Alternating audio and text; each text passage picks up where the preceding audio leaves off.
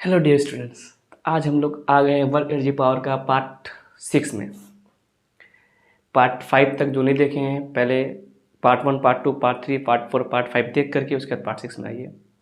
Otherwise अगर आपको पढ़ना है स्पेशली वर्क एनर्जी थ्योरम तो आप डायरेक्ट यहाँ पे आ सकते हैं। तो इससे पहले हम लोग पार्ट 5 में हम लोग बात किए एनर्जी के बारे में, स्पेशली काइनेटिक एनर्जी के बारे में बात की है। और आज हम एक बहुत ही स्पेशल थ्योरम पढ़ने जा रहे हैं जिसको हम लोग बोलते हैं वर्क एनर्जी थ्योरम। जो कल बोल रहे थे हम कि जो एनर्जी है वही वर्क डन है और जो वर्क डन है वही एनर्जी है। कहीं हम एनर्जी दे करके वर्क लेते हैं, कहीं वर्क करके हम उसमें एनर्जी स्टोर करते हैं। ठीक है, जैसे सिंपल सा भाषा में अगर बोलेंगे इलेक्ट्रिसिटी फ्लो हो रहा है तो बैटरी वर्क कर रहा है, बैटरी वर्क करके इलेक्ट्रिकल एनर्जी दे रहा है, बैटरी वर्क करके इलेक्ट्रिकल एनर्जी दे रहा है, बैटरी वर्क कर रहा है, एनर्जी मिल रहा है। तो वर्क जो कर रहा है उतना ही एनर्जी मिल रहा है। खैर, लंबी चौड़ी बातें नहीं होंगी। ठीक, बेसिक हम लोग का मकसद ये है कि हम लोग थ्योरीज को, कॉन्सेप्ट को सीख करके हम लोग जेईई मेंस और नीट लेवल का क्वेश्चन इसमें करेंगे और जेईई एडवांस के लिए अलग से सीरीज चलेगा। ठीक है, तो जो भी बच्चा अगर जेईई मेंस या नीट का तैयारी कर रहे हैं उसके लिए ये मोर देन इनफ होने वाला है। आप अच्छे से नोट्स कीजिए सारा चीज़ और क्वेश्चन को प्रैक्टिस कीजिए। जितना भी क्वेश्चन करवाया जाएगा उसको आप नोट डाउन कीजिए, क्वेश्चन को लिखिए, क्वेश्चन को बनाइए। उसके बाद साथ में अगर आप कोई भी मॉड्यूल फॉलो कर रहे हैं किसी भी इंस्टीट्यूट का, कहीं भी अगर ऑफलाइन पढ़ रहे हैं तो उसका जितना भी क्वेश्चन है आप लेवल 1, लेवल 2, लेवल 3 जितना भी जैसे रहता है एक्सरसाइज में आप लगा सकते हैं आराम से। ठीक है, तो हम लोग पहले कुछ बेसिक लेवल का क्वेश्चन करेंगे, फिर कुछ जेईई मेंस का करेंगे, कुछ नीट का लेवल क्वेश्चन करेंगे। ठीक है ना, सारे अच्छे अच्छे क्वेश्चन जितना पॉसिबिलिटीज हो सकता है वो सारा क्वेश्चन करेंगे। तो पढ़ते हैं, स्टार्ट करते हैं। वर्क एनर्जी थ्योरम क्या बोलता है ये थ्योरम? यही बोलता होगा कि जो वर्क होगा वही एनर्जी होगा, यानी work done by all forces बराबर चेंज इन काइनेटिक एनर्जी। बहुत इंपॉर्टेंट थ्योरम है, बहुत ही इंपॉर्टेंट थ्योरम है। स्पेशली मैं तो ये भी कहूँगा कि कंजर्वेशन ऑफ मैकेनिकल एनर्जी से भी ज़्यादा यूजफुल होने वाला थ्योरम है। ठीक है, आगे हम लोग सर्कुलर मोशन में पढ़ेंगे, वहाँ पे भी ये सब लगा यूज़ करेंगे, हम लोग आराम से यूज़ करने वाले हैं। बहुत ही ईजी कॉन्सेप्ट है। क्या, जितना सारा फोर्स लग रहा है सारे फोर्स के द्वारा जो वर्क डन होगा वो किसके बराबर होगा? Change in kinetic energy. जितना सारा फोर्स का मतलब क्या हुआ? किसी ऑब्जेक्ट पे कौन कौन फोर्स लग सकता है? अगर कोई ऑब्जेक्ट कहीं पे सरफेस, किसी सरफेस में मूव कर रहा होगा तो उस सरफेस पे नॉर्मल फोर्स लगेगा, उसके सरफेस के परपेंडिकुलर में। अगर फ्रिक्शन होगा तो फ्रिक्शन फोर्स भी लगेगा। जाहिर सी बात है ग्रेविटेशनल फोर्स तो लगेगा ही लगेगा। वही ऑब्जेक्ट अगर मान लो किसी स्ट्रिंग से बंधा हुआ है तो टेंशन फोर्स भी लगेगा। स्प्रिंग पे से बंधा हुआ है तो स्प्रिंग फोर्स भी लगेगा। तो स्प्रिंग फोर्स वगैरह हम लोग सब कुछ आगे पढ़ने वाले हैं, लेकिन फिलहाल ये थ्योरम क्या होगा? Work done by all forces बराबर चेंज इन काइनेटिक एनर्जी। ठीक है, तो देखते हैं क्या बोलता है। चलो हम लोग स्टार्ट करते हैं काइनेटिक एनर्जी से। काइनेटिक एनर्जी क्या होता है? Half M V square. जो स्कूल में 11th में बच्चे हैं वो उतार सकते हैं इसका डेरिवेशन। ठीक है, तो हम अगर दोनों तरफ अगर हम डिफ्रेंशिएट कर दें टाइम के रिस्पेक्ट में तो डी के बाई डी टी को हम लोग लिख सकते हैं sir differentiation of half M V square with respect to D T. Sir half constant है, किसी ऑब्जेक्ट का मास कांस्टेंट रहने वाला है, तो यहाँ पे differentiation of V square by D T. गौर करो यहाँ पे जिसका तुम डिफ्रेंशिएशन करने जा रहे हो वी स्क्वायर का, वो टाइम का फंक्शन है। जिसका तुम इसका मतलब क्या हुआ जी? Differentiation of V square with respect to time. क्या यहाँ पे वी टाइम का फंक्शन है? नहीं। तो ऐसे केस में हम लोग क्या करते हैं? Partial derivative. क्या करते हैं? Partial derivative. तो पार्शियल डेरिवेटिव क्या? तो बहुत अच्छा, चलो ठीक बता देते साइड में। फिलहाल इसका डिफ्रेंशिएशन क्या होगा? 2v into D V by D T. ठीक है, देखो अगर मैं इसको मान लूँ कि अगर टाइम के रिस्पेक्ट में होता तो कितना होता? अगर ये मान लो वी स्क्वायर की जगह टी स्क्वायर रहता तो टी स्क्वायर का डिफरेंस टी के रिस्पेक्ट में कितना होता? 2t होता कि नहीं होता? ठीक है, तो यहाँ पे क्या है? वी स्क्वायर है तो उसका 2b कर दिया, साथ में D V by D T. तो ये डी टी कैंसिल आउट, क्या बचेगा? D B two B. अच्छा, पार्शियल डेरिवेटिव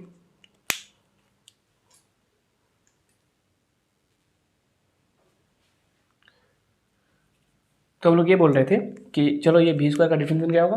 मतलब 2b into D V by D T. इसको पार्शियल डेरिवेटिव बोलते थे। जैसे मान लो अगर वी स्क्वायर का डिफरेंशिएशन वी के रिस्पेक्ट में करते, अगर ऐसा रहता differentiation of V square with respect to D V, with respect to D V, तो क्या होता जी? तो वी स्क्वायर का वी के रिस्पेक्ट में कितना होता? 2b होता कि नहीं होता? वी स्क्वायर का वी के रिस्पेक्ट में कितना होता? 2b होता। बट यहाँ नीचे में डी वी है क्या? नीचे में डी वी है? नहीं है। नीचे में अगर हम डी वी मान रहे हैं इसका मतलब ऊपर में भी एक तो डी वी रहेगा। अगर नीचे में अगर हम डी वी इसको ऐसे लिख देते differentiation of V square by D T, नीचे में एक डी बी मान लेते हैं, ऊपर भी क्या करेंगे? डी बी से डी बी ऊपर नीचे मल्टीप्लाई कर देंगे। अब बताइए क्या डिफ्रेंशिएशन ऑफ वी स्क्वायर का वी के रिस्पेक्ट में डिफरेंस कितना हो जाएगा? 2v और बचेगा क्या? D B by D T. ठीक है ना, तो इसको हम लोग बोलते हैं पार्शियल डेरिवेटिव। जब भी अगर हमको कोई फंक्शन रहेगा उसके रिस्पेक्ट में जिसके रिस्पेक्ट में डिफरेंशिएशन करना होगा वो अगर उसके रूप में नहीं होगा, उसके फंक्शन में नहीं होगा, तो हम लोग पार्शियल डेरिवेटिव करते हैं। तो यहाँ 2 से 2 खत्म हो जाएगा, यहाँ पे m इंटू वी इंटू और D V by D T को हम लोग क्या बोलेंगे, एक्सप्रेशन बोलेंगे, यानी एक्सप्रेशन। और m into mass into expression क्या होता है, फोर्थ होता है, यानी f इंटू वी आ गया। ठीक है, मैं थोड़ा सा इरेज कर रहा हूँ, मेरे पास जगह का थोड़ा सा कमी है, मैं रब कर रहा हूँ, आप लोग यहाँ तो उतार लोगे। ठीक है, यानी डी के बाई डी टी कितना आ गया, डी के बाई डी टी क्या आ गया सर, यहाँ से डी के बाई डी टी करके अपने पास आया था F into V, force into velocity. मैं इसको ऐसे लिख सकता हूँ, एफ इंटू वी को हम लिख सकते हैं D x by D T, एक ही बात है ना। वेलोसिटी बराबर क्या होता है, डिफरेंस ऑफ डिस्प्लेसमेंट। तो इधर क्या है, डी के बाई डी टी, तो डी के by D T F into D x by D T, D T से डी टी खत्म हो जाएगा, डी के बराबर क्या होगा, एफ डॉट डी एक्स। जब भी ऐसे रूप में रहेगा तो हम लोग क्या करते हैं, अगर मल्टीप्लाई में रहेगा कोई चीज़ किसी के रूप में, ठीक है ना, तो हम लोग क्या लगाते हैं, सांप लगाते हैं, इसको हम लोग क्या बोलते हैं, इंटीग्रेशन बोलते हैं। ठीक है, डी के का इंटीग्रेशन कहाँ से कहाँ करेंगे, चलो जब डिस्प्लेसमेंट मान लो x1 था, तो मान लो कुछ ये है काइनेटिक एनर्जी, क्या है काइनेटिक एनर्जी, तो मान लो कुछ इनिशियल में काइनेटिक एनर्जी रहा होगा, और कुछ x2 जब डिस्प्लेसमेंट हो गया तो कुछ एनर्जी फाइनल रहा होगा। तो बेसिक इंटीग्रेशन तुमको पता है, 1 का इंटीग्रेशन क्या होगा, यहाँ पे डी के, तो डी के का इंटू 1 यहाँ पे है ना, तो 1 का क्या होगा, के हो जाएगा, और लिमिट पुट करेंगे कहाँ, इनिशियल से फाइनल तक। और इसको हम लोग क्या बोलते हैं, देखो तो गौर करो तो, x1 से लेके x2 F dot D x, इसी को तो हम लोग वर्क डन बोलते थे। जब फोर्स वेरिएबल होगा तो वर्क का फॉर्मूला क्या था, integration of F dot D x, यानी इधर क्या आ गया, वर्क आ गया। जब लिमिट पुट करो तो इधर क्या होगा, final kinetic energy minus initial kinetic energy बराबर वर्क डन, यानी क्या आ गया, work done is equal to final kinetic energy minus initial kinetic energy. और फाइनल माइनस इनिशियल को हम लोग क्या बोलते हैं, चेंज बोलते हैं, यानी हम लोग बोल सकते हैं work done is equal to change in kinetic energy, work done is equal to change in kinetic energy. और ये क्या होता है आपका work energy theorem, work done is equal to change in kinetic energy. तो इस तरह से आप समझ सकते हैं, अगर क्लास 11 में तो जरूरत पड़ेगा तो कहीं स्कूल के एग्जाम में आप इस तरह से लिख सकते हैं। अच्छा, इससे भी बेसिक, अगर क्लास 9 का बच्चा इस वीडियो को कोई देख रहे होंगे तो आप भी समझ सकते हैं इसको बहुत आसान से। जैसे कि थर्ड इक्वेशन क्या होता है, वी स्क्वायर बराबर यू स्क्वायर प्लस 2as, हम लोग सबको जानते हैं। कोई बॉडी मान लो कहीं पे था, उठा करके कहीं पे चला गया, ऐसे डिस्प्लेसमेंट, अगर उसमें फोर्स कांस्टेंट फोर्स लग रहा है, कांस्टेंट फोर्स की वजह से क्या आएगा, उसमें कांस्टेंट एक्सेलेरेशन आएगा, जिसकी वजह से इसका फाइनल वेलोसिटी ऐसे डिस्प्लेसमेंट क्या होगा, वी स्क्वायर बराबर यू स्क्वायर प्लस 2as। तो अगर मैं बोथ साइड मास से मल्टीप्लाई कर दूँ, चलो मैं इसको पहले लेके आ जाता हूँ, V square minus U square बराबर 2as। मैं एक काम करता हूँ, दोनों तरफ मास से मल्टीप्लाई कर देता हूँ, तो दोनों तरफ मास से मैंने क्या कर दिया, मल्टीप्लाई कर दिया। तो देखो तो यहाँ पे क्या हो गया, M V square minus M U square बराबर 2 times of M A S, ये ना हुआ, 2 times of M A S. अब इस 2 को मैं अगर इस पार डिवाइड दे दूँगा तो क्या बोलूँगा, M V square by 2 minus M U square by 2 बराबर एम इंटू ए क्या होगा, फोर्स होगा, एफ डॉट एस। और एफ डॉट एस को हम लोग क्या बोलते थे, work done.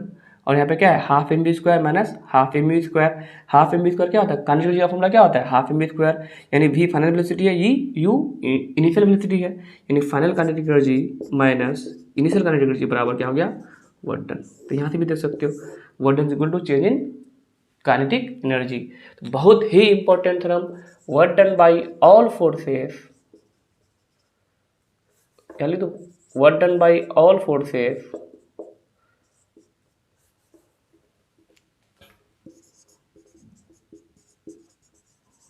is equal to change in kinetic energy, work done by all forces is equal to change in kinetic energy। चाहे वो फोर्स फ्रिक्शन फोर्स हो, चाहे वो फोर्स कंजर्वेटिव फोर्स हो, चाहे वो फोर्स नॉन कंजर्वेटिव फोर्स हो, चाहे वो फोर्स एक्सटर्नल फोर्स हो, इंटरनल फोर्स हो, सारे फोर्स के द्वारा जो वर्क डन होगा वो हमेशा क्या होगा, चेंज इन काइनेटिक एनर्जी के बराबर होगा। बहुत बहुत बहुत इंपॉर्टेंट, ठीक है। लेकिन ध्यान रखना, वर्क जो भी होगा विथ प्रॉपर साइन, मतलब कहने का क्या है, साइन कन्वेंशन का ख्याल रखेंगे, क्योंकि वर्क पॉजिटिव नेगेटिव जीरो सब हो सकता है, ठीक है। But is equal to change in kinetic energy, यानी final kinetic energy minus initial kinetic energy. कभी भी हमको किसी सिस्टम में वर्क डन निकालना बोलेगा, ठीक है, कोई ऑब्जेक्ट कहीं से कहीं गिर रहा होगा, कहीं से कहीं जा रहा होगा, और आपको बोलेगा बताओ फलाना फोर्स के द्वारा कितना वर्क डन हुआ, या टोटल वर्क डन कितना होगा, और उसका हमको इनिशियल वेलोसिटी पता होगा और फाइनल वेलोसिटी पता होगा और मास पता होगा, तो हम आराम से बता सकते हैं कि बताओ टोटल वर्क डन बराबर क्या हो जाएगा, टोटल वर्क डन बराबर यानी work done by all forces बराबर final kinetic energy minus initial kinetic energy. Final kinetic energy मतलब क्या हुआ, हाफ एम वी स्क्वायर, और इनिशियल काइनेटिक एनर्जी का मतलब क्या हुआ, half M U square. Initial में जो भी स्पीड होगा उसके साथ इनिशियल काइनेटिक एनर्जी होगा, फाइनल में कहीं जाने के बाद जो सिचुएशन होगा, जो स्पीड होगा, उसको बोलेंगे हम लोग फाइनल काइनेटिक एनर्जी, जिसका फॉर्मूला होगा हाफ एम वी स्क्वायर, और इनिशियल वाला का फॉर्मूला लगाएंगे हम लोग हाफ एम यू स्क्वायर, जो कि इक्वल टू किसके बराबर होगा, दोनों को सब्ट्रैक्ट करोगे तो work done by all forces के बराबर होगा। यही आपका है वर्क एनर्जी थ्योरम। समझ में आया? क्वेश्चन करते हैं आगे। कुछ क्वेश्चन यहाँ पे लिखे हैं, देखो ये बेसिक क्वेश्चन बेसिक, ये भी शायद किसी एग्जाम में आया हुआ है, मुझे एग्जैक्ट याद नहीं आ रहा है, बट ये क्वेश्चन जेईई मेंस नीट दोनों के एग्जाम में आया हुआ है। और भी क्वेश्चन बहुत तरह का क्वेश्चन कर सकते हैं। अब यहाँ से तो क्वेश्चन का धार खुल जाएगा आपका, जो भी वर्क एनर्जी पावर में जो क्वेश्चन आता है बस इसी सब जगह से क्वेश्चन आना स्टार्ट होता है। अब तक जो हम लोग बेसिक टर्म पढ़े उधर से भी क्वेश्चन आता है, बट इन कम क्वेश्चन आता है। पहला क्वेश्चन नंबर 1 क्या बोल रहा है, x is equal to T cube by 2 और मास ऑफ ऑब्जेक्ट ब्रैकेट में दिया है 2 kg, find out work done from t बराबर 0 टू t बराबर 2 सेकंड। एक ऑब्जेक्ट का डिस्प्लेसमेंट यानी पोजीशन दिया हुआ है t क्यूब बाई 2, जिस ऑब्जेक्ट का मास कितना है 2 kg। वर्क डन निकालना है t बराबर 0 सेकंड से t बराबर 2 सेकंड तक। अगर हमको वर्क डन निकालना होगा और हमको पोजीशन दिया हुआ है, टाइम का फंक्शन है, तो मैं कैसे सोचूंगा, इस पोजीशन के हेल्प से सबसे पहले मैं क्या करूँगा, उसका वेलोसिटी निकालूंगा, ठीक है ना। तो v बराबर क्या होगा, स्पीड बोलो dx बाई dt। तो dx बाई dt क्या होगा, देखो इसका हम डिफरेंशिएशन करेंगे, तो डिफरेंशिएशन का नियम क्या होता है, जो भी पावर है वो पावर बाहर उतर जाएगा और 1 से कम हो जाएगा, ठीक है, डिवाइड बाई 2, यानी v बराबर आया तुम्हारा 3t² डिवाइड बाई 2। तो ये समय पे डिपेंड कर रहा है, वेलोसिटी किस पे डिपेंड कर रहा है, समय पे डिपेंड कर रहा है। वर्क डन निकालना है समय बराबर 0 सेकंड से समय 2 सेकंड तक, t बराबर 0 से t बराबर 2 सेकंड तक। तो जब t बराबर 0 सेकंड होगा, यानी जब से तुम जर्नी को स्टार्ट करोगे देखने के लिए, तो आपका उस समय का स्पीड क्या कहलाएगा, इनिशियल स्पीड कहलाएगा। और इनिशियल स्पीड बराबर 3 गुना 0 का स्क्वायर डिवाइड बाई 0, यानी कितना आ गया 0 मीटर पर सेकंड। जब स्पीड टाइम आपका कितना होगा 2 सेकंड हो जाएगा, तो 2 सेकंड के बाद जो स्पीड मिलेगा उसको हम लोग क्या बोलेंगे, फाइनल स्पीड। फाइनल स्पीड बराबर कितना हो जाएगा 3 गुना t के जगह कितना पुट करोगे 2 का स्क्वायर डिवाइड बाई 2, यानी 3 × 2 6 मीटर पर सेकंड। तो यानी आपको इनिशियल स्पीड भी पता चल गया और फाइनल स्पीड भी पता चल गया। तो वर्क डन बराबर अभी हम लोग पढ़ा क्या होता है, change in kinetic energy. Work done बराबर कितना हो गया, half M V square minus half M U का स्क्वायर। अगर आप हाफ एम कॉमन ले लोगे दोनों जगह से, मास कितना दिया हुआ है 2 kg दिया हुआ है, V square minus U square, 2 से 2 खत्म हो जाएगा, वी का स्क्वायर, वी कितना है 6 आया, 6 का स्क्वायर 36, और यू कितना था 0 था, 36 माइनस 0 36 जूल। इससे भी जल्दी में आपको क्वेश्चन को सोल्व करना है, बहुत ईजी है ना। हमको वर्क डन निकालना था और ये पोजीशन दिया हुआ था। वर्क डन निकालना था कब से कब तक, समय 0 सेकंड से लेकर समय 2 सेकंड तक कितना वर्क डन होगा। तो कितना वर्क डन होगा समय 0 से लेकर, तो वर्क डन बराबर क्या होगा, कभी भी सर कब लगाएंगे ये सब थ्योरम, भाई वर्क डन का बेसिक कॉन्सेप्ट क्या था, सर वर्क डन निकालने के लिए तो आप 4 मेथड बताए थे। कब क्या बताए थे, अगर फोर्स कांस्टेंट रहेगा तो F S cos theta, vector form में रहेगा तो एफ डॉट एस करोगे, अगर वेरिएबल होगा तो इंटीग्रेशन करोगे, या अगर ग्राफिकल फॉर्म में रहेगा एफ और एस का तो उसका एरिया निकालोगे। अब यहाँ जो हमको वर्क निकालना है, यहाँ पे क्वेश्चन को गौर से देखो, यहाँ पे जो वर्क निकालना हुआ है क्या, यहाँ पे क्या दिख रहा है तुमको, क्या फोर्स के बारे में कोई चर्चा हुआ है कि फोर्स वगैरह दिया हुआ है, ठीक है सर पोजीशन दिया हुआ है, फोर्स वगैरह दिया हुआ है, कुछ ऐसा है क्या, नहीं ना। तो हम लोग को सिचुएशन के हिसाब से सोचना पड़ेगा ना, कि ऐसा ही नहीं कि अब कौन सा क्या चीज़ कहीं पे भी लगा देना है, ऐसा उठपटांग ऐसा चीज़ नहीं। यहाँ पे साफ साफ दिख रहा है हमको कि जो पोजीशन दिया हुआ है समय के साथ बदल रहा है, तो हम निकाल सकते हैं उसका। अगर पोजीशन का अगर हमको इस समय के साथ अगर इक्वेशन पता होगा तो हम उसका वेलोसिटी या स्पीड का भी इक्वेशन निकाल सकते हैं, ठीक है। डिस्टेंस बराबर t³ है, तो स्पीड बराबर क्या होगा 3t²/2 हो जाएगा। अब अलग अलग समय में अलग अलग स्पीड होगा, तो बोला कि इनिशियल स्पीड कितना होगा, तो 0 सेकंड में, फाइनल स्पीड कब होगा 2 सेकंड में। हमने इनिशियल स्पीड निकाल लिया, फाइनल स्पीड पर निकाल लिया, और हमने अभी पढ़ा कि जो वर्क डन होगा वो क्या होगा, चेंज इन काइनेटिक एनर्जी के बराबर होगा, और हमको मास पता है, ठीक है ना। तो वर्क डन बराबर final kinetic energy minus initial kinetic energy. Final kinetic energy क्या होगा, हाफ एम गुना फाइनल स्पीड का स्क्वायर, इनिशियल क्या होगा हाफ एम गुना इनिशियल स्पीड का स्क्वायर। क्वेश्चन नंबर 2 ट्राई करो, आप खुद से ट्राई करो, बड़ा इजी क्वेश्चन है, देखो जरा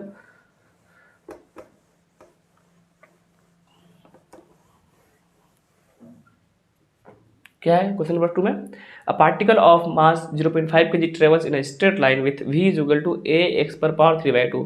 यानी एक पार्टिकल जिसका मास 0.5 kg है ट्रेवल कर रहा है किसी स्ट्रेट लाइन में, इसका वेलोसिटी क्या है, स्पीड क्या है ax/3/2, वेयर a का वैल्यू कितना दिया हुआ है 5 मीटर पर पावर -1/2 पर सेकंड। कन्फ्यूज मत हो ना, देखो ये ए है ना जी, तो इसका यूनिट क्या होगा, इस वेलोसिटी का यूनिट क्या होता है, स्पीड का मीटर पर सेकंड, और यहाँ पे भाई पोजीशन है, तो पोजीशन पर पावर कितना है 3/2, तो इसको इस पार लेके आओ ना, ए का यूनिट निकालने के लिए एक्स को इस पार लेकर के आओगे, तो मीटर पर पावर 1 और नीचे में 3/2, ऊपर जाएगा तो 1 - 3/2, 1 - 3/2 कितना होगा, -1/2 होगा ना। चलो ऐसे ही बता रहे थे, कोई चीज़ करने में कॉन्स्टेंट है। What is the work done by net force during its displacement from इतना टू इतना, कितना वर्क डन होगा नेट फोर्स के द्वारा। अभी हम लोग पढ़े work done by total force net force बराबर चेंज इन काइनेटिक एनर्जी। कहाँ से कहाँ, जब डिस्प्लेसमेंट कहाँ से, जब डिस्प्लेसमेंट कहाँ पे था 0 मीटर से लेकर के 2 मीटर तक। तो v बराबर जो इक्वेशन दिया हुआ है ax पर पावर 3/2, तो वैन x बराबर 0 होगा, जब पोजीशन 0 होगा तो उस समय का स्पीड को हम लोग क्या बोलेंगे, इनिशियल स्पीड बोलेंगे। तो इनिशियल स्पीड बराबर a गुना 0 पर पावर समथिंग, यानी कितना आ जाएगा 0 मीटर पर सेकंड। और जब x बराबर 2 मीटर होगा तो उस समय बोलेंगे फाइनल स्पीड, और फाइनल स्पीड बराबर a इंटू एक्स के जगह कितना है 2 है पर पावर 3/2, ए का वैल्यू कितना है 5 है, और 2 पर पावर 3/2 का मतलब क्या हुआ, 2 का क्यूब कर दोगे तो 2 का क्यूब कितना होता है 8 होता है, और 8 पर पावर 1/2, 8 पर पावर 1/2 का मतलब 5 इंटू √8, और √8 का वैल्यू कितना होता है 2√2 यानी 10√2। अब हमको निकालना था वर्क डन बराबर चेंज इन काइनेटिक एनर्जी, यानी ½ mv² माइनस u²। जल्दी से लिखने के लिए देखो ½ mv² क्या होगा, final kinetic energy minus initial kinetic energy. ½ m कितना था 0.5 kg, यानी 1/2, v का स्क्वायर, इसका स्क्वायर करेंगे तो कितना होगा 100 इंटू 2, 200 हो जाएगा ना इसका स्क्वायर में, माइनस u कितना है 0 है, तो ये 50 जूल, कितना जूल हो जाएगा 50 जूल। कितना ईजी है, आपको कभी भी इनिशियल और फाइनल स्पीड पता है, किसी भी तरह से पता है, चाहे वो पोजीशन के रूप में अगर दिया हुआ है या डायरेक्ट दिया हुआ है, किसी भी तरह से आपको अगर इनिशियल स्पीड और फाइनल स्पीड पता है और ऑब्जेक्ट का मास पता है, तो उस ऑब्जेक्ट पे जितना सारा फोर्स लगेगा उन सारे फोर्स के द्वारा जो वर्क डन होगा वो क्या होगा, चेंज इन काइनेटिक एनर्जी। और काइनेटिक एनर्जी का फॉर्मूला होता है ½ इंटू मास इंटू स्पीड का स्क्वायर। इनिशियल का होगा तो इनिशियल का स्पीड, फाइनल का होगा तो फाइनल का स्पीड, दोनों को सेपरेट कर दोगे तो जो वैल्यू आएगा उस ऑब्जेक्ट पे जितने भी सारे फोर्सेस लग रहे होंगे, सारे फोर्सेस का जो नेट वर्क डन होगा वो उसी के इक्वल टू होगा।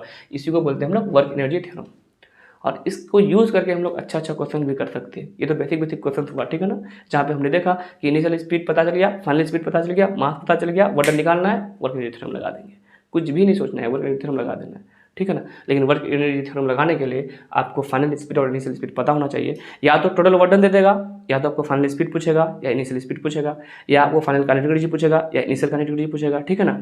तो तीन ही चीज़ें, एक तरफ टोटल वर्क डन और एक तरफ final energy minus initial energy.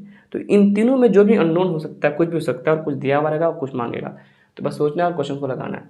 Next question JEE mains में आया था और नीट में भी आया था, आप इस क्वेश्चन को ट्राई कर सकते हैं, ठीक है।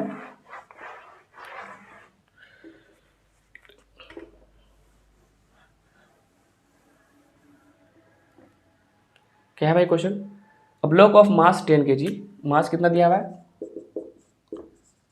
10 kg, is moving in X direction with constant speed, speed constant कितना था 10 मीटर पर second, is subjected to a retarding force का मतलब नेगेटिव फोर्स ना, हाँ तो रिटार्डिंग फोर्स कौन लग रहा होगा, फ्रिक्शन फोर्स लग रहा होगा। रिटार्डिंग फोर्स है तो इसको क्या माइनस के साथ लिखेंगे, जूल पर मीटर। देखो फोर्स का न्यूटन क्या लिखा है जूल पर मीटर, क्योंकि जूल बराबर क्या होता है न्यूटन इंटू मीटर, तो फोर्स बराबर क्या होगा जूल बटे मीटर। अच्छा कितने देर तक ये लग रहा है, x बराबर 20 to 30 metre. Find out final kinetic energy, ठीक है। एक ब्लॉक है जिसका मास दिया हुआ है कुछ 10 kg का, और ये आगे की तरफ कितना से जा रहा है 10 मीटर पर सेकंड से जा रहा है। मान लो ये x बराबर 0 मीटर है, और जाते जाते जब x बराबर 20 मीटर गया, तो x बराबर जब 20 मीटर हुआ, 20 मीटर से 30 मीटर के बीच में वही ब्लॉक 10 kg का 20 मीटर से 30 मीटर के बीच में जब ये ब्लॉक आगे की तरफ बढ़ना चाह रहा था, तो इस ब्लॉक पे एक रिटार्डिंग फोर्स लग रहा था। जाहिर सी बात है अगर ये ब्लॉक आगे की तरफ जा रहा था कितना से 10 मीटर पर सेकंड से, तो पीछे की तरफ एक फोर्स लग रहा है। रिटार्डिंग फोर्स का मतलब मोशन को अपोज करना, और पीछे की तरफ कौन सा फोर्स लगेगा, यहाँ पे फ्रिक्शन फोर्स चल रहा है, तो कौन सा फ्रिक्शन, काइनेटिक फ्रिक्शन, ठीक है। यहाँ से लेकर x बराबर 20 से लेकर के x बराबर 30 मीटर तक काइनेटिक फ्रिक्शन लग रहा है। और कोई फोर्स लग रहा है? हाँ लग रहा है, फिर mg लग रहा है। तो mg नीचे लग रहा है और जा रहा है आगे, तो mg के जो वर्डन क्या हो जाएगा? 0 हो जाएगा, ठीक है ना। और कोई फोर्स, और कोई भी फोर्स नहीं, कोई एक्सटर्नल फोर्स नहीं, क्योंकि कॉन्स्टेंट वेलोसिटी है। कौन सा वेलोसिटी था? कॉन्स्टेंट वेलोसिटी था, और 10 मीटर पर सेकंड से जाना स्टार्ट किया था। और अपने को निकालना था फाइनल काइनेटिक एनर्जी। क्या निकालना था? फाइनल काइनेटिक एनर्जी क्या होगा। तो अभी हम लोग एक कॉन्सेप्ट पढ़े कि work done by all forces बराबर चेंज इन काइनेटिक एनर्जी। तो यहाँ पे कौन सा फोर्स का वर्डन हो रहा है सर? ग्रेविटेशन लग रहा है, फ्रिक्शन लग रहा है, लेकिन ग्रेविटेशन का वर्डन कितना होगा? 0 होगा। क्यों? mg नीचे है, जा रहा है आगे, तो ग्रेविटेशन का वर्डन कितना हो जाएगा? 0 हो जाएगा। बचा कौन? फ्रिक्शन फोर्स, ठीक है, फ्रिक्शन फोर्स का वर्डन। ये जो फ्रिक्शन फोर्स होता है, फोर्स दिया हुआ है, वो क्या है? वेरिएबल की कांस्टेंट है। देखो तो, गौर करो, इधर देखो, इधर देखो, जो फोर्स है 0.1 इंटू एक्स, मतलब जैसे जैसे पोजीशन बदलेगा फोर्स भी क्या हो रहा है? बदल रहा है कि सेम है? बदल रहा है। जब भी फोर्स बदलेगा तो वर्डन का फॉर्मूला क्या होता है? वर्डन कैसे निकालते हैं हम लोग? इंटीग्रेशन करके। क्या करके? इंटीग्रेशन करके, ठीक है ना। एफ डॉट डी एक्स बराबर final kinetic energy minus initial kinetic energy. और आपको ये वाला निकालना है, और ये आपको अपने आप पता चल जाएगा। अभी देखो इक्वेशन लिखना स्टार्ट करो।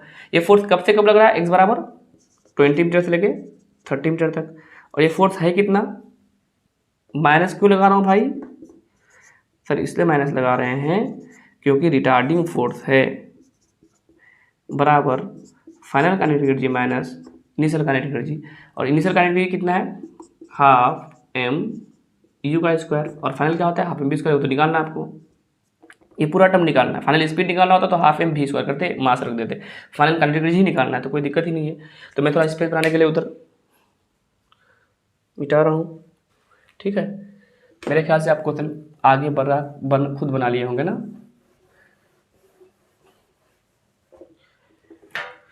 तो माइनस को बाहर कर देते हैं, माइनस 0.1 को बाहर कर देते हैं यहाँ पे इंटीग्रेशन से। एक्स का इंटीग्रेशन क्या होता है भाई? X square by 2। क्या होता है? X square by 2। एक्स पर पावर कितना है? 1 है ना। तो इंटीग्रेशन में जो भी पावर होगा, पावर को 1 से 8 कर देंगे और उसको डिवाइड दे देंगे। एक्स पर पावर 1, 1 प्लस 1 कितना होगा? एक्स पर पावर 2 डिवाइड बाई 2 कर देंगे। लिमिट कहाँ से क्या पुट करेंगे सर? लिमिट 20 से 30। इधर कितना है sir? K final minus K initial. K initial का फॉर्मूला क्या है sir? Half M U square. Half M U square 1/2 into mass कितना था क्वेश्चन में? मास 10 kg, भूल गए थे हम। मास 10 kg। और इनिशियल स्पीड देखो तो, ये जर्नी जो स्टार्ट हो रहा है यहाँ से यहाँ तक फोर्स लग रहा है। मैं जो वर्डन निकालूँ इधर, जो वर्डन निकाल रहा हूँ, कहाँ से कहाँ निकाल रहा हूँ? ये जो फोर्स, जिस फोर्स पे वर्डन लग रहा है, वो फोर्स कहाँ से कहाँ लग रहा है? 20 से लेकर 30 तक। यानी यहाँ से यहाँ जिस फोर्स, एक ही फोर्स के द्वारा वर्डन हो रहा है, फ्रिक्शन फोर्स के द्वारा, वो वर्डन बराबर क्या होगा? यहाँ से यहाँ का काइनेटिक एनर्जी में जितना चेंज होगा, यहाँ से यहाँ तक ही फोर्स लग रहा है, तो यहाँ से यहाँ जिस फोर्स के द्वारा जो वर्डन होगा, वो टोटल वर्डन बराबर क्या होगा? यहाँ से यहाँ सिस्टम में कितना काइनेटिक एनर्जी का चेंज हो गया। तो यानी यहाँ का काइनेटिक हम लोग क्या बोलेंगे? Final kinetic energy. और यहाँ का क्या बोलेंगे? इनिशियल बोलेंगे। तो इनिशियल में कितना स्पीड था भाई? 10 मीटर पर सेकंड था ना। तो हाफ एम यू का स्क्वायर, यू कितना है? 10 का स्क्वायर कितना होगा? 100। तो इधर हम फटाफट सोल्व कर देते हैं। तो माइनस ऑफ 1, 0.1 का क्या लिखेंगे? 1/10 लिख दें, इंटू एक्स पर पावर स्क्वायर, एक्स स्क्वायर मतलब 900/2 माइनस 400/2 बराबर के ई फाइनल माइनस ये 500। तो के फाइनल को लाने के लिए स्पाइस 8 हो जाएगा, पर इसको सोल्व करें तो फटाफट 2 एलसीएम ले लेंगे। 900 माइनस 400 500, 500/20, तो एक जीरो खत्म हो जाएगा। 50/2, 50/2 का मतलब 25, ठीक है ना। देखो 9, ओहो कैसे हो तुम लोग यार। ये 500 कितना हो जाएगा? -25 बराबर के ई फाइनल माइनस 500। इस पर आएगा तो -25 प्लस 500 कितना हो जाएगा? के ई फाइनल बराबर 475 जूल। मुझे तो पता था कि इनिशियल काइनेटिक कितना आया था? 500 जूल। कितना आया था? 500। तो फाइनल कितना आया? 475।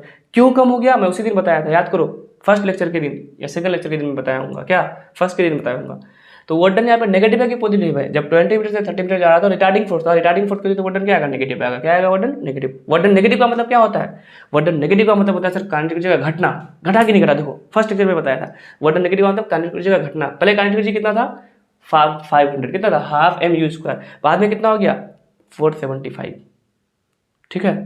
तो जो कॉन्सेप्ट, जो थ्योरीज बताया जाता है, वो न्यूमेरिकल में भी आंसर आता है जब, तो मजा फिर आ जाता है, ठीक है। नेक्स्ट क्वेश्चन करते हैं, यहाँ तक उतार लीजिए। और समय हो रहा है अगर मेरे पास मेरा वॉच, तो मैं आपको समय हो रहा है अभी 12:35 हो रहा है और मैं वीडियो शूट कर रहा हूँ। तो मैं मेहनत कर रहा हूँ, ठीक है, इसलिए मेहनत कर रहा हूँ कि मुझे एक दिन नाम कमाना है यूट्यूब में, ठीक है। खैर जो भी हो, तो आप लोग जब भी पढ़ रहे हो इस लेक्चर को, पता नहीं सुबह पढ़ रहे हो, शाम को पढ़ रहे हो, लेकिन जब भी पढ़ रहे हो इसको आप एक एंजॉय के लिए मत देखिएगा, बिना कॉपी पेन का बिल्कुल भी वीडियो लेक्चर को मत देखिएगा, नहीं तो कोई भी फ़ायदा नहीं होगा आपको, ठीक है। जब किसी चीज़ का प्रिपरेशन कर रहे हो तो सीरियसली करो। अब मुझे नहीं पता कहाँ पे पढ़ रहे हो, कहाँ से पढ़ रहे हो, जो भी कर रहे हो, लेकिन इन वीडियोज़ को जो मैं दे रहा हूँ आपको, और मैं अभी स्टार्ट किया हूँ इसको, ठीक है, ये लिटरली ये वाकई में आपको बहुत ही ज़्यादा सपोर्ट करने वाला है। अगर आपका कहीं पे भी कॉन्सेप्ट वीक रहता है तो इस तरह का जहाँ से भी आपको अगर रिसोर्सेस मिलते हैं तो आप वहाँ से कुछ ना कुछ सीखने की कोशिश करो, ठीक है। अगर मेरे साथ मज़ा आ रहा है तो आगे और भी मज़ा आने वाला है, क्योंकि मैं भी यूट्यूब पे नए हूँ, तो मैं आगे और भी खुलने वाला हूँ, ठीक है। तो मज़ा आ रहा है तो आपको और ज़्यादा मज़ा आने वाला है। और अगर कहीं पर भी अगर आप फिजिक्स में अगर बोर फील कर रहे हो तो फिर मैं हूँ ना, उतारो यहाँ तक। तो हम लोग फिर नेक्स्ट क्वेश्चन देखते हैं, वर्केजी थ्योरम पे ठीक ठाक क्वेश्चन करवाएंगे। और पहले आप लोग क्वेश्चन ट्राई करो, कॉन्सेप्ट सीख गए हो ना। Work done by all forces is equal to change in kinetic energy, जितने सारे फोर्सेस होंगे सबके द्वारा work done is equal to change in kinetic energy. But use करते टाइम देखना है कि आपका इनिशियल स्पीड आपको पता हो, आपका फाइनल स्पीड आपको पता हो, और बॉडी का मास पता हो एनर्जी निकालने के लिए। ये क्वेश्चन क्या बोल रहा है, a ball is projected up with a speed of 14 metre पर सेकंड। एक बॉल को 14 मीटर पर सेकंड से ऊपर की तरफ हमने फेंका, 14 मीटर पर सेकंड से मैंने ऊपर की तरफ एक बॉल को फेंका। It attains a maximum height of 8 metre, और ये 8 मीटर का हाइट गेन किया। फाइन एनर्जी डिसिपेटेड अगेंस्ट हुआ यहाँ पे, against air resistance during ascent. जब ये ऊपर जा रहा होगा तो एयर रेजिस्टेंस के द्वारा कितना एनर्जी डिसिपेट हो गया। जब ये कोई भी चीज़ ऊपर की तरफ जाएगा तो एयर रेजिस्टेंस किधर लगेगा, नीचे की तरफ लगेगा। जब नीचे की तरफ कोई चीज़ आएगा तो एयर रेजिस्टेंस किधर लगेगा, ऊपर की तरफ लगेगा। तो जब ये बॉल ऊपर की तरफ जा रहा था तो एयर रेजिस्टेंस को अपोज कर रहा होगा, ठीक है। तो एयर रेजिस्टेंस के द्वारा कितना एनर्जी डिसिपेट हुआ, मतलब कितना बर्बाद हुआ, वो निकालना है। जब ये किसी बॉल को मैं ऊपर की तरफ फेंकूंगा तो इस पर कितने फोर्स लगेंगे, क्योंकि यहाँ पे क्वेश्चन में गिवन है एयर रेजिस्टेंस पूछा है, इसका मतलब दो तरह का फोर्स लग रहा है। एक तो ग्रेविटेशनल फोर्स लग रहा है नीचे की तरफ, और साथ साथ में जब ये ऊपर जा रहा होगा तो एयर रेजिस्टेंस लग रहा होगा, ठीक है ना। तो एयर रेजिस्टेंस और ग्रेविटेशनल फोर्स, दो फोर्स लग रहा है। दोनों फोर्स के द्वारा जो वजन होगा वो क्या होगा, पूरे ऑब्जेक्ट में जो यहाँ से लेकर के फाइनल हाइट तक जाएगा, मैक्सिमम हाइट तक, इस पूरे प्रोसेस में जो उसका काइनेटिक एनर्जी में जो चेंज होगा उतना ही वजन होगा, चाहे जितना फोर्स लगे, सारे फोर्स का वजन के बराबर। तो यहाँ पे कौन कौन सा फोर्स लग रहा है, एक तो ग्रेविटेशनल फोर्स लग रहा है और एक एयर रेजिस्टेंस बोल सकते हो, ये दो लग रहा है। तो दोनों के द्वारा जो वजन का समेशन होगा, यानी work done due to gravitational force plus work done due to air resistance is equal to change in kinetic energy. और कोई फोर्स लगेगा क्या इस बॉल पे, जब बॉल को फेंकूंगा तो, और नहीं सर और कोई फोर्स नहीं लगेगा, ठीक है। तो ग्रेविटेशनल फोर्स का द्वारा वर्क देखो, एक बॉल को मैं ऊपर फेंक रहा हूँ, ठीक है, और कितना हाइट गया है, एच बराबर 8 मीटर, और बॉल का मास भी पता है शायद, मास दिया 5 kg, ठीक, मास बराबर 5 kg, और ये 8 मीटर ऊपर गया। तो जब बॉल ऊपर जा रहा होगा तो mg किधर लग रहा है, नीचे की तरफ, और डिस्प्लेसमेंट किधर है, ऊपर की तरफ। mg किधर लग रहा है बॉल पे, हमेशा mg नीचे की तरफ, और डिस्प्लेसमेंट किधर है, ऊपर की तरफ। यानी दोनों में कितना एंगल हो गया, 180 डिग्री। और वर्क बराबर क्या होता है, force into displacement into cos theta. क्योंकि फोर्स कांस्टेंट है तो हम लोग कांस्टेंट वाला फॉर्मूला लगाएंगे। तो ग्रेविटेशनल फोर्स का वर्क हो जाएगा mgh, लेकिन साथ में माइनस, क्योंकि कोस 180 हो जाएगा ना, mg नीचे h ऊपर, कोस 180। और एयर रेजिस्टेंस के द्वारा हमको वर्क निकालना है, कितना एनर्जी डिसिपेट होगा, जितना वर्क करेगा उतना एनर्जी डिसिपेट होगा, बराबर चेंज इन काइनेटिक एनर्जी, यानी final kinetic energy minus initial kinetic energy. तो इनिशियली हमने कितना स्पीड से बॉल को फेंका था, 14 मीटर पर सेकंड से, कितना से 14 मीटर पर सेकंड से। और फाइनली जब बॉल जाके मैक्सिमम हाइट गेन करेगा तो वहाँ पे स्पीड क्या होगा, किसी बॉल को फेंकोगे तो फाइनली मैक्सिमम हाइट पे जाके क्या होगा, रुक जाएगा, तो फाइनल स्पीड क्या होगा, जीरो। फाइनल स्पीड हमको पता है, इनिशियल स्पीड हमको पता है, तो क्या हमको फाइनल इनिशियल काइनेटिक नहीं पता चल जाएगा, आराम से चल जाएगा। तो माइनस मास 5 kg, जी का वैल्यू 10 ले रहा हूँ, एच का वैल्यू 8 ले रहा हूँ, plus work done due to air बराबर के फाइनल कितना हो जाएगा, जीरो हो जाएगा। क्यों, हाफ एम भी का स्क्वायर करोगे, भी जीरो है, minus K initial half M into U का स्क्वायर, यू कितना है 14 का स्क्वायर, 14 मीटर पर सेकंड तक ऊपर फेंके थे इसको। तो जब इसको सोल्व करेंगे तो यहाँ कितना आ जाएगा, -400 प्लस एयर रेजिस्टर का work done is equal to, ये होगा आपका माइनस टाइम्स ऑफ 14 का स्क्वायर कितना होता है 196, 1/2 इंटू 5 इंटू 196, ये minus sorry work done by air resistance equal to, इसको इस पार लेंगे तो जो 8 कर देंगे ना, माइनस है प्लस 400 माइनस और 98 5 से कितना हो जाएगा 8 पंजे 40 और 9 पंजे 45 और 4 49, यानी -90 जूल। कितना आ गया -90 जूल। माइनस क्या बता रहा है कि जो एयर के द्वारा जो वर्क डन होगा वो क्या होगा, उसके मोशन में उसका मोशन का अपोज करेगा, उसका मोशन को अपोज करेगा। क्या ऊपर की तरफ जा रहा होगा तो एयर रेजिस्टेंस किधर लगेगा, नीचे की तरफ लगेगा। जब भी मोशन को अपोज करेगा तो एनर्जी क्या होगा, घटेगा। एनर्जी क्या होगा, घटेगा। वर्क डन क्या आएगा, नेगेटिव आएगा। नेगेटिव वर्क डन का मतलब क्या हुआ, एनर्जी घटना। तो जब भी बॉल को ऊपर फेंको तो उसका स्पीड क्या होगा, घट रहा है। स्पीड क्या है, घट रहा है। स्पीड घटने का मतलब क्या घट रहा है, एनर्जी घट रहा है। ठीक है, तो ये वाला क्वेश्चन बड़ा इजी क्वेश्चन था। तो जब भी आपको कभी भी बोलेगा कि बताओ एयर रेजिस्टेंस के द्वारा कितना वर्क हुआ, अगर किसी बॉल को इधर से उधर फेंक रहे हो, ऊपर से नीचे गिरा रहे हो या नीचे से ऊपर फेंक रहे हो, दोनों केस में पूछा सकता है। ठीक है ना, तो आप सिंपल सा फंडा लगाओ, जब भी अगर किसी पार्टिकल को हम ऊपर की तरफ फेंकेंगे या ऊपर से नीचे की तरफ छोड़ेंगे, ठीक है, तो सिर्फ और सिर्फ 2 फोर्स लगेगा। अगर एयर रेजिस्टेंस होगा, ठीक है ना, एयर में अगर फ्रिक्शन लगेगा तो 2 फोर्स लगेगा, एक तो ग्रेविटेशन फोर्स लगेगा और एक एयर रेजिस्टेंस लगेगा। और दोनों फोर्स के द्वारा जो वर्क डन होगा वो क्या होगा, उस बॉल में काइनेटिक एनर्जी में जो चेंज होगा उसके इक्वली होगा। अब नेक्स्ट क्वेश्चन हम लोग देखते हैं, इसको आप आराम से उतार लोगे जल्दी से। नेक्स्ट क्वेश्चन जब तक ट्राई करो, आप कर लिए ट्राई कर लिए। नीट 2019 में जो क्वेश्चन आया, रिसेंट में क्वेश्चन आया है, नीट 2019 का क्वेश्चन है। ठीक है,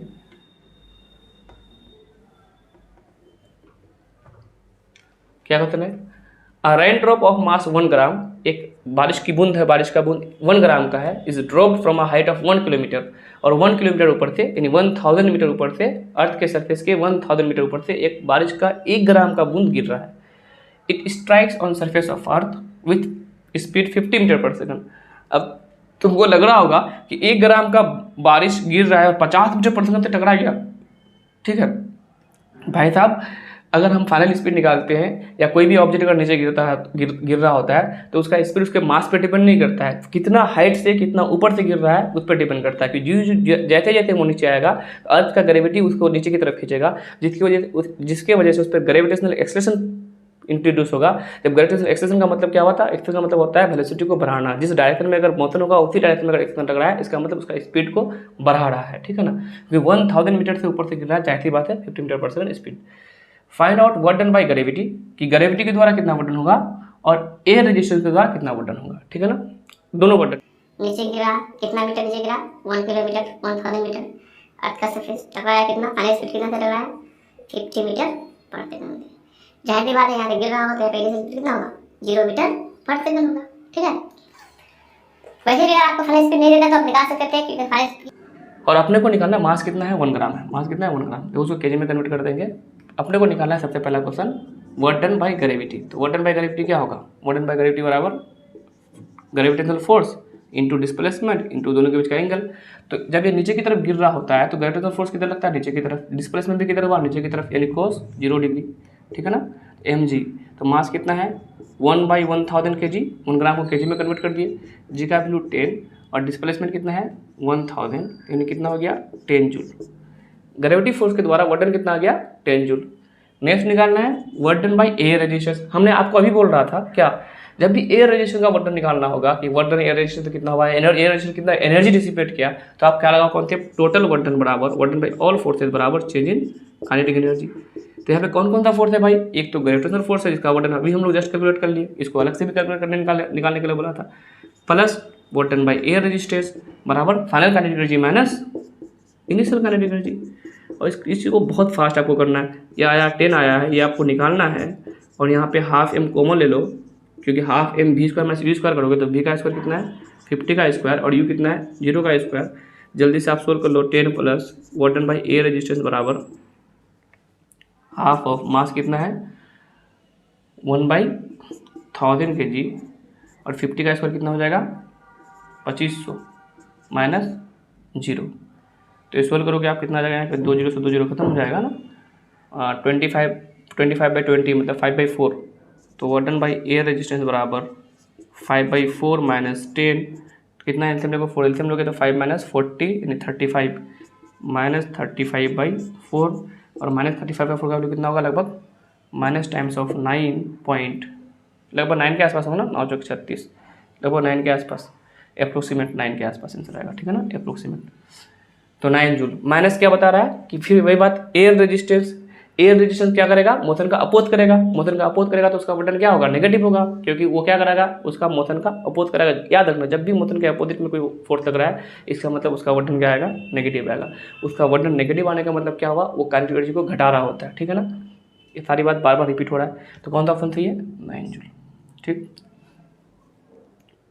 सॉरी, ये 9 जूल नहीं था, ये वाला क्वेश्चन था ना, ये वाला क्वेश्चन था, ठीक है। इसका आंसर कुछ अप्रोक्सीमेट 8 पॉइंट समथिंग आएगा, तो जो एग्जैक्टली आएगा वही 8 पॉइंट कितना बचेगा, 8 4 जा 32, 3 बचेगा 30, 8.7 एंड समथिंग, ठीक है, 8.75 के आसपास आएगा, ठीक।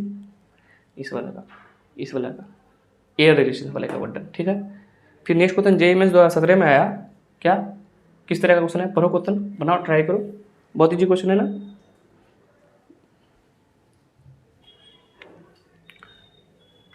तो आपको जब भी वर्क निकालना होगा और कुछ भी समझ में नहीं आएगा तो आप वर्क थ्योरम लगा दोगे, लेकिन वर्क थ्योरम तभी लगा पाओगे जब आपको उस ऑब्जेक्ट का इनिशियल स्पीड, उस ऑब्जेक्ट का फाइनल स्पीड पता हो।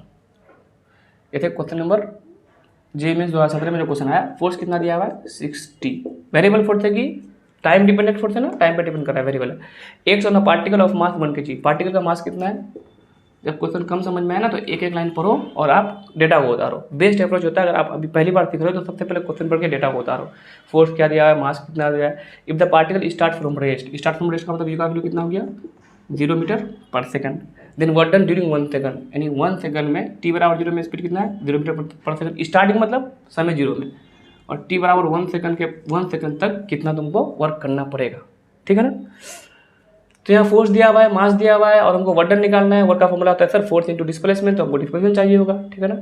यहाँ पे तो हमको क्या कुछ नहीं पता है, इनिशियल स्पीड पता है। सर हमको इनिशियल स्पीड पता है, 0 सेकंड में इनिशियल स्पीड पता है, 1 सेकंड में अगर हमको स्पीड पता चल जाता, ठीक है, तो हम वर्क डन बराबर क्या करते हैं, चेंज इन काइनेटिक एनर्जी करते थे, आराम से निकाल लेते। बिल्कुल सही बोल रहे हो भाई। तो हमको फाइनल स्पीड निकालना है, तो यहाँ से देखो तो ए बराबर क्या होता है, mass into acceleration is equal to 60। Mass कितना दिया है, 1 kg, ए बराबर 6 इंटू टी, यानी ए बराबर कितना गया, 60, ए बराबर 60। अगर ए से हमको वेलोसिटी निकालना होगा तो क्या करते हैं, इंटीग्रेट करते हैं कि डिफरेंशिएट करते हैं, इंटीग्रेट करते हैं। बी बराबर क्या होता है, integration of A dot D T, या दोनों तरफ इंटीग्रेशन ले लोगे। ए बराबर क्या लिखोगे, चलो आ जाओ, ए बराबर लिखोगे D B by D T बराबर 60, तो डी बी बराबर 60 डी टी, दोनों तरफ करेंगे इंटीग्रेशन, ठीक है। समय 0 में स्पीड कितना था, 0 है। समय 1 सेकंड में स्पीड कितना हुआ ये निकालना है, तो इसका इंटीग्रेशन करेंगे 1 का, तो डी बी का इंटीग्रेशन क्या होगा, वी होगा। लिमिट पुट करेंगे, upper limit minus lower limit, V minus 0 इधर वी हो जाएगा। अब 60 का इंटीग्रेशन, टी का इंटीग्रेशन क्या, टी पर पावर कितना है, 1 है, तो इंटीग्रेशन में क्या होता है, पावर 1 से ऐड हो जाता है, 6 इंटू टी पर पावर 2 डिवाइड बाई 2, और लिमिट पुट करेंगे 0 से लेकर 1 तक, तो वी बराबर कितना आ जाएगा, 3t², और टी स्क्वायर के जगह कहाँ तक, कहाँ लिमिट पड़ोगे, 0 से लेकर 1 तक। लिमिट का मतलब क्या होता है, पहले अपर लिमिट माइनस लोअर लिमिट, तो 1 का स्क्वायर 1 माइनस 0 1, यानी कितना आ गया, 3 मीटर पर सेकंड। तो बताओ वर्क डन बराबर क्या होता है, change in kinetic energy. Sir हमको फोर्स वगैरह से क्या मतलब है, जितना भी फोर्स लग रहा होगा सारे फोर्स के द्वारा वर्क डन क्या आएगा, चेंज इन काइनेटिक एनर्जी। तो हमको बोला था इस वाला फोर्स के द्वारा कितना वर्क डन होगा, तो इस वाला फोर्स की वजह से जो स्पीड में चेंज आएगा उसमें मैंने निकाल दिया। पहले स्पीड कितना था, 0 मीटर पर सेकंड, उस वाला फोर्स की वजह से 1 सेकंड बाद स्पीड कितना हो जाएगा, 3 मीटर पर सेकंड। उस वाला फोर्स का जो एक्सेशन आएगा, उस एक्सेशन की वजह से 1 सेकंड के बाद स्पीड कितना आएगा, 3 मीटर पर सेकंड। तो उस वाला फोर्स का वर्क डन कितना हो जाएगा, चेंज इन, उसकी वजह से कितना काइनेटिक एनर्जी में चेंज आएगा, तो चेंज इन काइनेटिक एनर्जी कितना हो जाएगा, final kinetic energy minus initial kinetic energy. Final कितना है, हाफ एम वी स्क्वायर, और इनिशियल कितना होता है, half M U square, half M common ले लेंगे, V square minus U square, half mass कितना के जी, 1 kg, वी का वैल्यू कितना है, 3 का स्क्वायर 9 माइनस 0 कितना गया, 9/2, और 9/2 का वैल्यू कितना होगा, 4.5 जूल। Option number A. कितना इजी कॉन्सेप्ट है ना। तो वर्क एनर्जी थ्योरम पे और भी क्वेश्चंस आप कर सकते हैं, ठीक है। एक और क्वेश्चन मुझे अभी ध्यान में आ रहा है, नंबर ऑफ क्वेश्चन से भी प्रैक्टिस होगा, अच्छा खासा क्वेश्चन होगा। बस आप देखो सीख रहे हो कि नहीं सीख रहे हो, आप बस इतना देखो क्या आपको कॉन्सेप्ट समझ में आ रहा है, क्वेश्चन लग रहा है कि नहीं लग रहा है आपसे, ठीक है।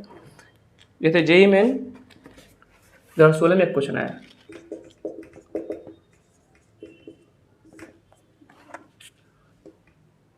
वीडियो ज़्यादा लंबा ना हो जाए इसलिए मैक्सिमम क्वेश्चन पॉसिबल तो नहीं है, लेकिन क्या ही पूछेगा। अगर वर्क डन निकालना होगा तो वर्क डन का सारा कॉन्सेप्ट सीख जाओ यार, फोर्थ इंटू डिस्प्लेसमेंट से लेकर के चेंज इन काइनेटिक एनर्जी। अब चेंज इन काइनेटिक कभी लगाओगे तब आप, जब आपको इनिशियल स्पीड और फाइनल स्पीड पता होगा। सारा क्वेश्चन में जितना क्वेश्चन अभी कर रहे हो सीरीज में, जितना सारा क्वेश्चन कर रहे हो सब में आपको क्या पता है, ऑब्जेक्ट का इनिशियल स्पीड पता है, फाइनल स्पीड पता है, तो आराम से वर्क डन निकालने के लिए आगे बढ़ रहे हो। ठीक है, ये वाला एक ग्राफ दिया हुआ है। ठीक है, ये समय 0 सेकंड और ये समय 10 सेकंड का ग्राफ दिया हुआ है, और यहाँ पे इनिशियल स्पीड कितना था 50 मीटर पर सेकंड। ठीक है, और ऑब्जेक्ट का मास दिया हुआ था क्वेश्चन में 10 kg, और आपको वर्क डन निकालना था ड्यूरिंग फर्स्ट 2 सेकंड, मतलब 2 सेकंड में कितना वर्क डन होगा। ठीक है ना। फिर वही चीज़ बात हुआ, ये बड़ा, ये ऑब्जेक्ट का वेलोसिटी वर्सेस टाइम का ग्राफ दिया हुआ है, और जिस ऑब्जेक्ट का मास 10 kg है, और आप बताओ उस ऑब्जेक्ट का 2 सेकंड में उन्होंने उस ऑब्जेक्ट पे, जिस ऑब्जेक्ट का ये ग्राफ है उसका 2 सेकंड में उसका कितना वर्क डन होगा। ठीक है, तो 2 सेकंड में कितना, जितना उतना ही वर्क डन होगा जितना उस ऑब्जेक्ट का काइनेटिक एनर्जी में चेंज आएगा। तो 2 सेकंड में काइनेटिक एनर्जी में कितना चेंज आएगा, इनिशियली में कितना वेलोसिटी था 50 मीटर पर सेकंड। वेलोसिटी समय के साथ घट रहा है कि बढ़ रहा है, घट रहा है ना। समय के साथ 10 सेकंड में वेलोसिटी कितना गया, 0 हो गया है। तो 2 सेकंड का वेलोसिटी कितना होगा। तो कभी भी समय के बाद अगर आपको वेलोसिटी निकालना होगा, कभी भी समय के बाद अगर आपको वेलोसिटी निकालना होगा, तो आप क्या फॉर्मूला लगाते हो, v बराबर u plus A T. v बराबर u कितना है 50 है, यानी इनिशियल स्पीड कितना है, t बराबर 0 में 50 मीटर पर सेकंड, और a इंटू टी, समय कितना सेकंड में बोला है 2 सेकंड में, और इनिशियल कितना है याद रखना, इनिशियल कितना दिया हुआ है 50 मीटर पर सेकंड। इनिशियल काइनेटिक एनर्जी वहाँ से निकल जाएगा। अच्छा चलो 50 इंटू प्लस 2a। अब हमारा काम है a निकालना, तो कभी भी v वर्सेस t का ग्राफ होगा, a कैसे निकालते हैं, व्हाट इज एक्सप्रेशन, एक्सप्रेशन क्या होगा, इसका स्लोप भी तो होगा। एक्सप्रेशन क्या होता है, final velocity minus initial velocity divide by time. तो a बराबर क्या होगा, फाइनल वेलोसिटी क्या है यहाँ पे देखो, तो अगर मैं इसका स्लोप लिखूंगा, स्लोप बराबर क्या होगा, परपेंडिकुलर में चेंज बटे बेस में चेंज। तो परपेंडिकुलर में कितने का चेंज हो रहा है देखो, तो ये है, ये देखो इनिशियल है, ये है फाइनल। तो फाइनली 0 हो गया और इनिशियली 50 था, 0 माइनस 50 डिवाइडेड बाई ये हुआ फाइनल, ये हुआ इनिशियल, ये वाला पोजीशन फाइनल। तो 10 माइनस 0 यानी कितना का गया, -5 मीटर पर सेकंड स्क्वायर।